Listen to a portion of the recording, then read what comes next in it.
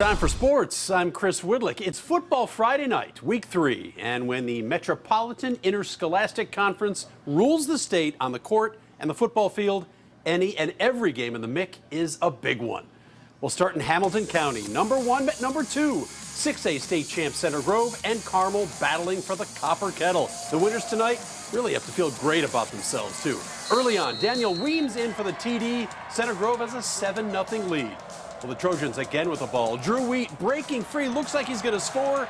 Touchdown saving tackle by the Greyhounds. Well, five-star prospect Caden Curry, tough for CG's defense, gets the big sack. All Center Grove in this one, folks. 41-14. They keep the Kettle. Another.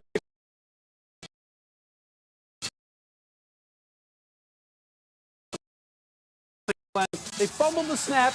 LC gets the ball. Mateo Russell is there to recover. Well, punting it back to Lawrence North, we've got some more issues. Bear punter fumbles the snap. It's Dion Vaughn with the big hit, and the Wildcats take over. And this time they do take advantage. Montez Jones into the end zone, and Lawrence North walks away with a 20-6 victory over the LC Bears. How about the Pike Red Devils on the road taking on the Giants of Ben Davis? BD has won 5 straight in the series, but Pike looking to end that streak early.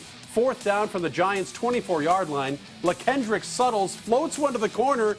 Bit of a duck, but Christian Peterson hauls it in, gets both feet down. I don't know how he did it. Amazing grab for the Pike score. First possession for Ben Davis. 2 4th-down conversions for the Giants, including this 4th-and-goal quarterback keeper for Jawan Swanson. Touchdown for the home team. Well, let's go for 2. Nehemiah Dow pump fakes, fired to Keoke Toomer. Giants lead the rest of the way, 49-21 over the Devils. Well, it's not often we see a pair of reigning state champions square off, but that was the matchup tonight at Bishop Chatard as the Trojans, 3A winners a year ago, hosted Roncalli of 4A. Opening drive of the night, Roncalli is on the run. Kyle Lockhart is gone down the sideline, 70 yards for the first score of the game. How about that? Well, the Royals getting it going again. Goal to go. Chatard trying to make a big stop on defense. The ball is out, but it crosses the plane. Roncalli scores. They survive to win 28-21. Moving on to Arlington High. It's Cathedral hosting perennial 6A contender in Penn. Irish up 7-0 in the first quarter. A safety makes it 9-0 Irish. Defense won this game, too, for Cathedral. Carson Johnson bulldozes in from the 4-yard line for another score, and it's 16-0. They get the ball at the start of the second quarter.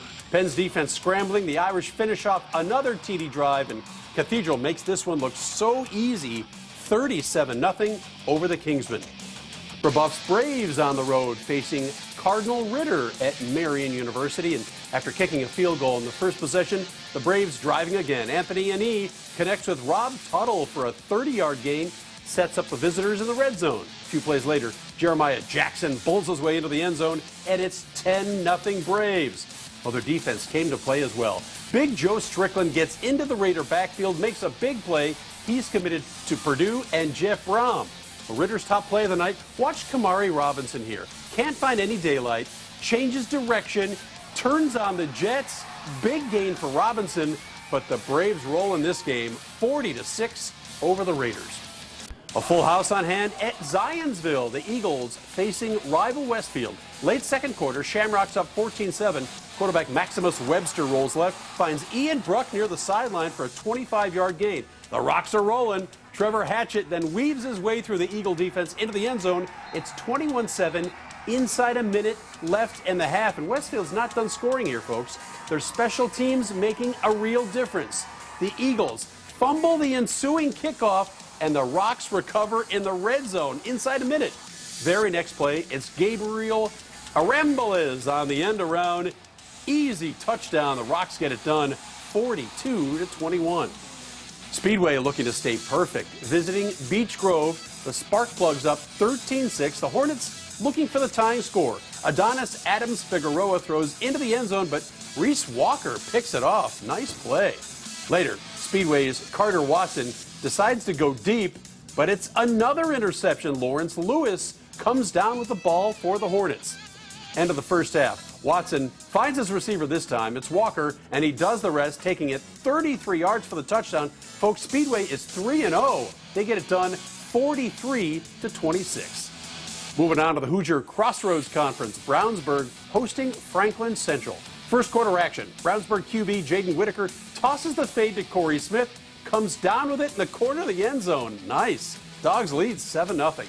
Second quarter now, FC QB Nevin Tutterow finds Peyton Miner down the sideline. That goes for a 46-yard score, and we are tied at 7. Third quarter, here's the play of the night. Brownsburg running back Garrett Sherrill bounces off 4 or 5 guys, extends the play, evades 2 more defenders, and he is headed to the house. 56 yards, and Brownsburg gets the victory 28-14 over Franklin Central. A patriotic theme night as Lutheran Saints will play host to Triton Central. The Lutheran defense getting after it early. Jay Stuckey, no one to throw to. He ends up coughing up the football, and the Saints recover deep in Tiger territory. And they take advantage. Montassi Clay tosses it up for Javen Holsey. That's a touchdown right in your living room and a 7-0 Lutheran lead. Later on, Clay on 3rd and 1 keeps it, gets a lot more than one. 25-yard scoring run, and Lutheran wins 35-7.